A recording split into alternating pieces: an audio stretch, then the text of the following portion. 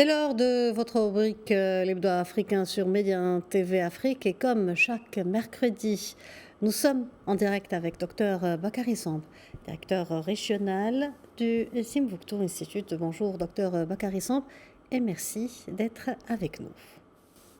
Bonjour et merci de votre aimable invitation. Alors, docteur Bakary Samb, malgré l'actualité brûlante focalisée sur la crise actuelle au Niger, vous soutenez qu'en même temps se dessine un nouveau grand jeu au Sahel. À quoi consiste-t-il, à votre avis? Oui, je crois qu'au regard de sa démarche, par exemple, quand on regarde les États-Unis, on dirait que Washington voudrait éviter que son image soit impactée à jamais par une association avec celle de la France dans cette phase cruciale de la crise.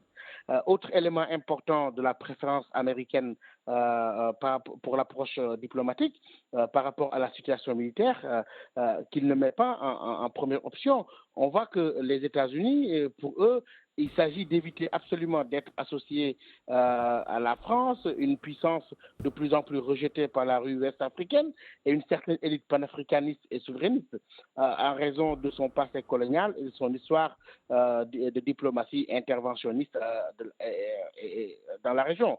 Moi, je pense que aujourd'hui, quand on regarde la position des États-Unis, c'est que ce pays bénéficie encore relativement dans la région d'une certaine virginité qui profite avantageusement à son image et son soft power, si j'ose dire, en Afrique de l'Ouest. Et puis, dans tous les cas, une intervention militaire au Niger, même réussie, serait, ce qui est encore hypothétique, porterait un énorme coup de canif à cette image plus ou moins positive qui permet aux États-Unis de pouvoir servir de partenaire alternatif à la France, aujourd'hui rejetée, et avec laquelle elle est en concurrence, il faut le dire, en Afrique francophone, malgré les apparences et les nuances sur les positions aujourd'hui annoncées au Niger. Très bien, mais avant cette crise, il y avait déjà cette âpre lutte d'influence entre les pays occidentaux et la Russie qui, je vous cite, chercherait un meilleur ancrage au Sahel malgré l'éloignement géographique. Cette lutte d'influence va-t-elle prendre une nouvelle tournure avec la crise actuelle? Oui, le Niger est dans une position extrêmement stratégique que les États-Unis n'abandonneraient jamais. Washington est conscient du fait que son départ des bases installées dans ce pays signifierait un meilleur ancrage russe dans le Sahel central. Et il n'est pas sûr qu'à la France ne soit réservé le même sort qu'au Mali. D'où cette prudence visible quant à une intervention militaire qui impacterait l'acceptation de la présence de ces forces et de ces installations de renseignement et d'opération au Niger d'une valeur de plus de 100 millions de dollars et ayant reçu aujourd'hui un investissement cumulé de 500 millions de dollars qui, de par leur profil bas, les États-Unis font encore l'objet d'une acceptation bienveillante de la part de la rue nigérienne, contrairement à d'autres puissances rejetées de plus en plus dans la région.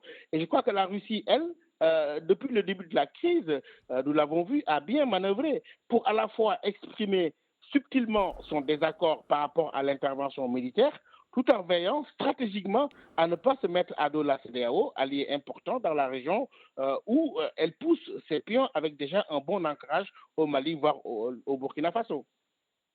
Docteur Bakary Samb, en réalité, ce qu'on appelle encore le bloc occidental matérialisé par ces pays qui retrouvent au sein de l'OTAN, est-il encore aussi compact qu'on croirait, autrement dit? Comment cette crise à l'issue incertaine va-t-elle reconfigurer les rapports de force dans la région? Tous les acteurs sont en train de se positionner. Il y a déjà la situation de l'Europe qui semble se chercher au Sahel depuis l'affaiblissement de son champion français dans la région. L'Allemagne, il faut le dire, n'est pas très désintéressée par un nouveau rôle de leadership dans la région.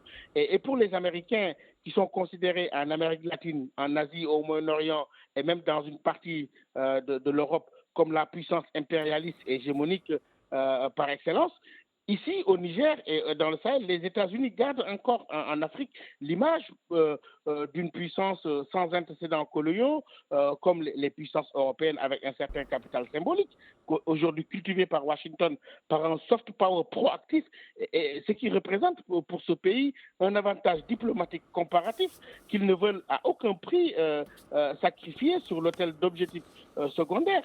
par rapport à leur stratégie globale, notamment antiterroriste, et pour laquelle le Niger demeure une pièce maîtresse à sauvegarder, s'il le faut, et je dirais même à tout prix. Docteur Bakary Samb, merci. Je vous remercie pour cet éclairage et merci d'avoir répondu à nos questions. Je rappelle que vous êtes directeur régional du Timbuktu Institute.